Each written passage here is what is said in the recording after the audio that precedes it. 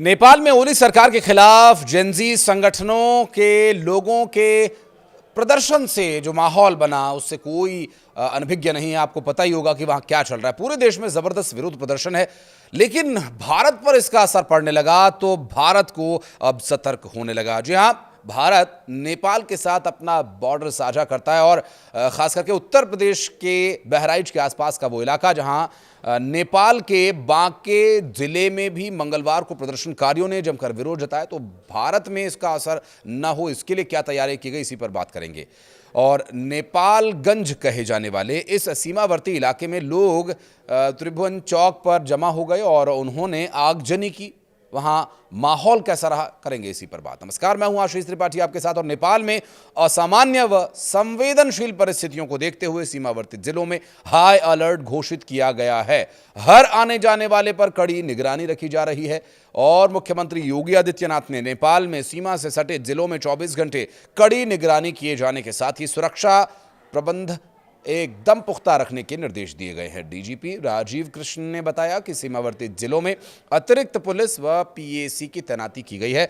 वरिष्ठ अधिकारियों को अपने नेतृत्व में गश्त कराए जाने का निर्देश दिया गया ताकि स्थिति किसी आपात स्थिति से तत्काल निपटा जा सके। इसके साथ ही नेपाल में फंसे भारतीयों की मदद के लिए विशेष प्रबंध किए गए हैं। एडीजी अमिताभ ने बताया कि सीमावर्ती जिलों में सुरक्षा व्यवस्था को और मजबूत बनाने के लिए अतिरिक्त पुलिस बल तैनात किया गया है।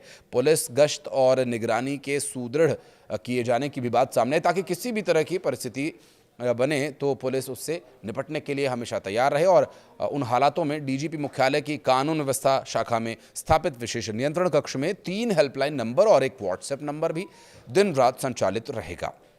इसके जरिए लोग सीधा मदद के लिए कॉल कर सकेंगे, मैसेज कर सकेंगे। तो वहीं इसके अलावा पुलिस ने पुलिस मुख्यालय की सोशल मीडिया इकाई को निर्देशित किया है कि नेपाल से संबंधित किसी भी संवेदनशील सूचना अथवा पोस्ट की लगातार निगरानी करने के साथ साथ आवश्यकता पड़ने पर तत्काल कार्रवाई भी की जाए। नेपाल के काठमांडू में चल रहे उग्र प्रदर्शन की आग मंगलवार को बहराइच से सटे नेपालगंज तक जा पहुंची। हालात इतने बिगड़ गए कि नेपालगंज प्रशासन को फायरिंग तक करनी पड़ी। तनाव के चलते भारत नेपाल सीमा को 24 घंटे के लिए सील कर दिया गया है। सीमा पर आम आवाजाही पूरी तरह से ठप हो चुकी है। नेपाल में फंसे लोगों को पहचान पत्र की जांच के बाद ही भारत में दाखिल होने दिया जा रहा है। नेपाल से लगी पगडंडियों पर नाइट विजन ड्रोन से भी नजर रखी जा रही है। मंगलवार सुबह से ही नेपालगंज के धम्बोजी चौक, बीपी चौक, न्यायपालिका कार्यालय के सामने बड़ी संख्या में युवा जमा हो गए थे। हाथों में तख्तियां लिए हुए प्रदर्शनकारियों ने नेपाल सरकार के खिलाफ नारेबाजी की, जो अब है ही नहीं। जी हां, प्रधानमंत्री पहले इस्तीफा दे चुके हैं, राष्ट्रपति इस्तीफा दे चुके हैं, कई मंत्री इस्तीफा दे चुके हैं। सेना ने स्थिति को संभाला हुआ है। हालांकि जो प्रदर्शन है वो अभी भी खत्म नहीं हो रहा है। इस पूरी अराजक स्थिति को लेकर क्या सिर्फ सोशल मीडिया पर बैन लगा देने की वजह से ये हालात पैदा हुए? नहीं, इस पर बात करेंगे। लेकिन पहले आपको ये बता दें कि सेना और एपीएफ जो सशस्त्र पुलिस बल है ने भीड़ को नियंत्रित करने के लिए हवाई फायरिंग भी की, जिसके बाद युवाओं ने सड़क पर टायर जलाकर माहौल को और खराब कर दिया। देर शाम तक नेपालगंज की सड़कें सुरक्षा बलों और युवाओं की झड़प का अखाड़ा बन चुकी थी। नेपालगंज में बवाल बढ़ते ही सीमा पर तैनात एसएसबी और स्थानीय पुलिस पूरी तरह से सतर्क हो गए। क्षेत्राधिकारी प्रद्युम्न सिंह ने बताया कि नेपालगंज में बिगड़े हालात को देखते हुए सीमा को 24 घंटे के लिए सील कर दिया गया। सीमावर्ती क्षेत्रों में गश्त बढ़ा दी गई। बहराइच के एसपी रामनयन सिंह ने बताया कि नेपाल की स्थिति को देखते हुए सीमावर्ती थाने रुपईडीहा, सुजौली, मोतीपुर, नवाबगंज को अलर्ट कर दिया गया और लगातार निगरानी भी की जा रही है। भारत नेपाल सीमा पर मंगलवार शाम तनाव की स्थिति बन गई थी। नेपाल के उपद्रवियों ने भारतीय सीमा में घुसने का भी प्रयास किया और मौके पर मौजूद एसएसबी और पुलिस ने तत्काल मोर्चा संभालते हुए उन्हें वहां से वापस खदेड़ दिया। नेपाल के जमुनहा पुलिस चौकी क्षेत्र में उत्पात मचा रहे उपद्रवी लाठी डंडों से लैस होकर भारतीय सीमा की ओर बढ़ आए और इस बीच सतर्क एसएसबी और पुलिस ने तुरंत स्थिति को संभाल लिया। और इसके लिए पहले ही मुख्यमंत्री ने निर्देश दिए हुए थे तैयार रहने के लिए कि ऐसा हो सकता है, और ऐसा हुआ भी। तो उपद्रवियों को खदेड़कर सीमा से दूर कर दिया गया। तो वही एसएसबी कमांडेंट गंगा सिंह रावत ने बताया कि सीमा क्षेत्र की संवेदनशीलता को देखते हुए गश्त और निगरानी लगातार की जा रही है। सीमा पर किसी भी तरह की अवांछित गतिविधि बर्दाश्त नहीं की जाएगी। दरअसल इस पूरे उग्र प्रदर्शन के पीछे की एक तात्कालिक वजह ओली सरकार के द्वारा लिया गया वो फैसला बताया जा रहा है जिसमें उन्होंने सोशल मीडिया को बैन कर दिया था और इस वजह से ये स्थिति उत्पन्न हुई।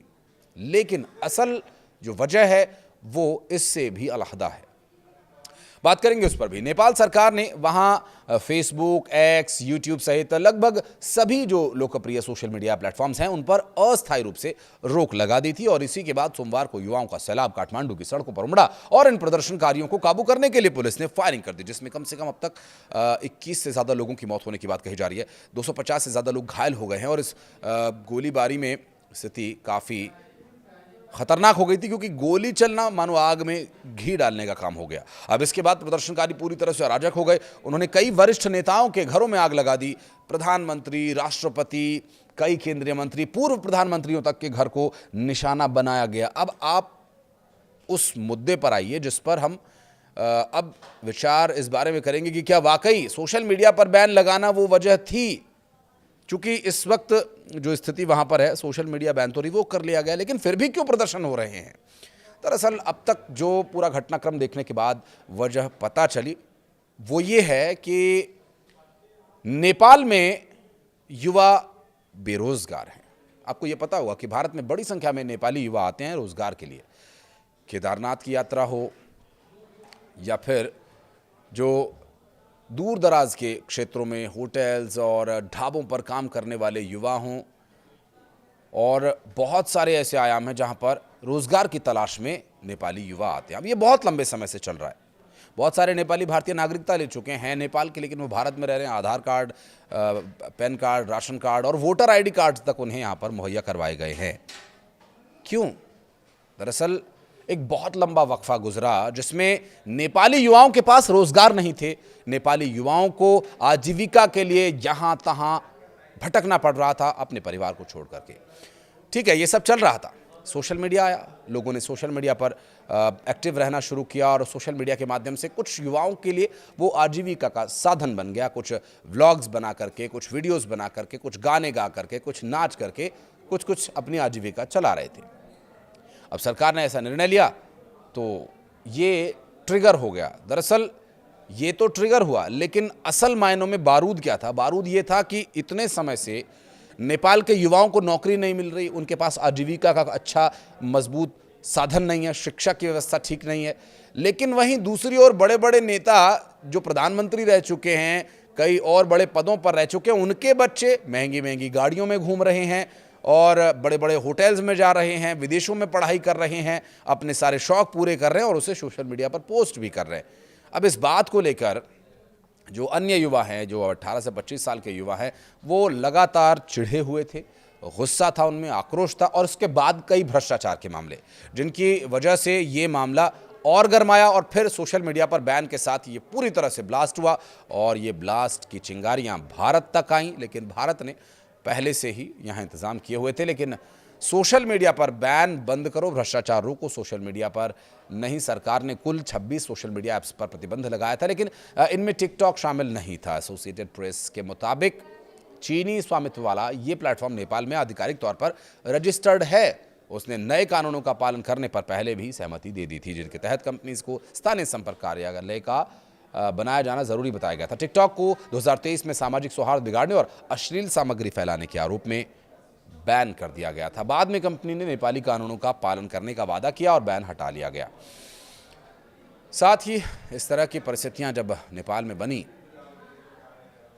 खास करके 16 से 24 साल के युवाओं ने इस प्लेटफॉर्म के जरिए हिंदू राष्ट्र और राजशाही बहाली की मुहिम चलाई, जिसे 2008 में खत्म कर दिया गया था।